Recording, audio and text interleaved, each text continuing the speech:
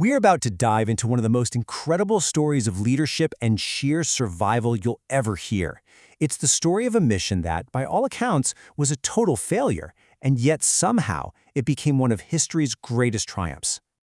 And that's really the question at the heart of it all, isn't it? What do you do when you're stranded in the most hostile place on Earth, with no ship, no way to call for help, and absolutely zero hope of rescue? So I want you to picture this. You're at a remote whaling station, basically on the edge of the known world, and out of nowhere, three figures emerge. They look like something out of a nightmare. Long, matted beards, clothes just hanging off them in tatters, their faces blackened from frostbite. The station manager just stares at them and asks, "Who the hell are you?" One of them steps forward and says, "My name is Shackleton."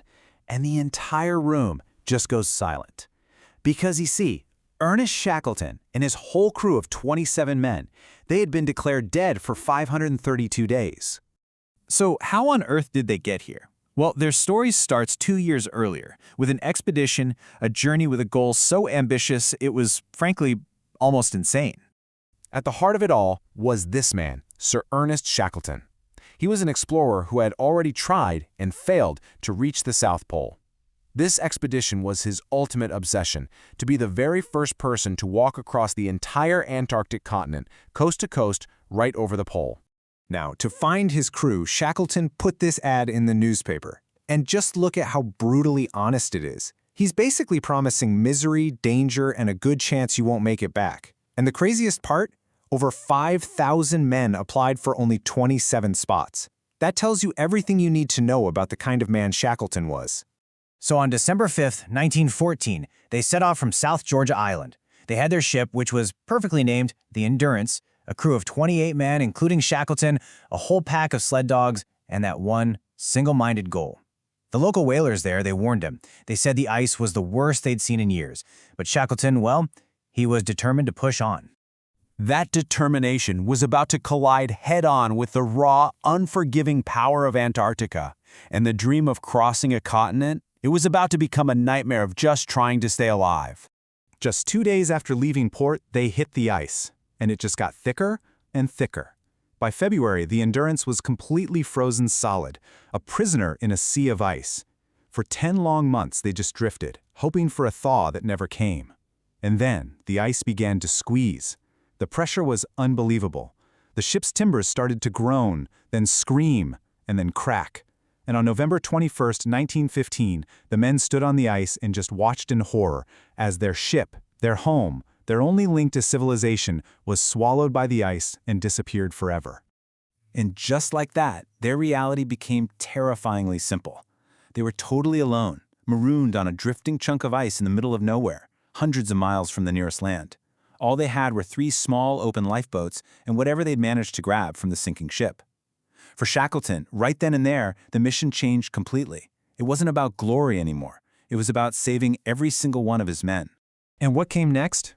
Well, it was one of the most brutal waiting games in human history, a true test of the human spirit. They set up what they called, pretty grimly, Patience Camp. Their whole world was this floating piece of ice, which could crack and break apart under their feet at any moment. Food became so scarce they were hunting seals and penguins just to survive. And then, they faced the most gut-wrenching decision of all. To live, they had to kill and eat the sled dogs that had been their companions. Through all this horror, Shackleton was the glue that held them together, forcing them to stick to strict routines just to keep despair from taking over. After 5 months of this, their ice floe finally started to break up for good.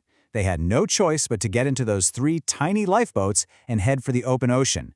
For 7 agonizing days and nights, they battled freezing waves and brutal winds until, finally, they washed up on the shores of desolate Elephant Island.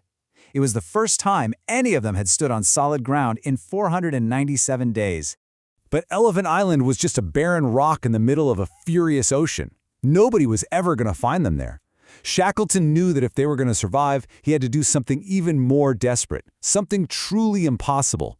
He decided to take 1 lifeboat and 5 of his men and try to sail for help. Let's be really clear about how insane this was. They were aiming for South Georgia Island, which was 1,300 kilometers away, across the Scotia Sea, literally the most dangerous stretch of ocean on the entire planet. And what were they sailing in? a 22-foot open lifeboat.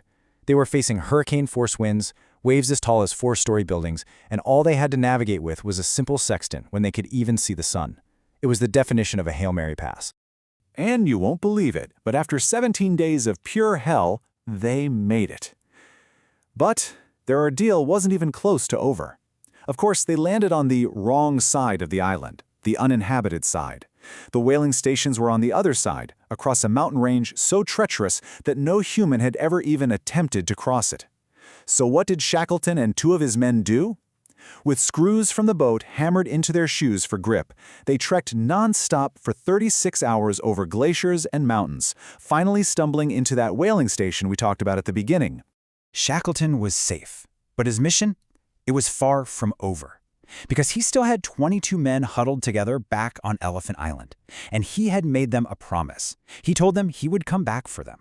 Getting back to them was almost as hard as escaping. He immediately got a ship for a rescue attempt, but he was blocked by the Antarctic sea ice. He tried again with another ship, blocked again. A third time, same story, failure. The brutal Antarctic winter was setting in, but Shackleton absolutely refused to give up. For his 4th attempt, he begged the Chilean government to lend him a small tugboat, and finally, on August 30th, 1916, he broke through. Okay, let's just step back for a second. Almost 2 years earlier, 28 men had set out on a hazardous journey into the unknown. After their ship was crushed by ice, after being stranded for months, after a death-defying ocean voyage and 4 separate rescue attempts, the total number of lives lost was 0. That's right. Every single one of the 28 men who had set out on the Endurance returned home alive. It's an absolutely mind-boggling feat of leadership and human resilience. So, this brings us full circle. By any normal measure, the expedition was a total failure, right? They never even stepped foot on the continent they wanted to cross. And yet, we remember it as one of the greatest survival stories ever told. It kind of makes you ask, what's the real measure of success? Is it sticking to the original plan no matter what? Or is it something more? Like redefining the mission to be about bringing every single person home, alive, against all possible odds.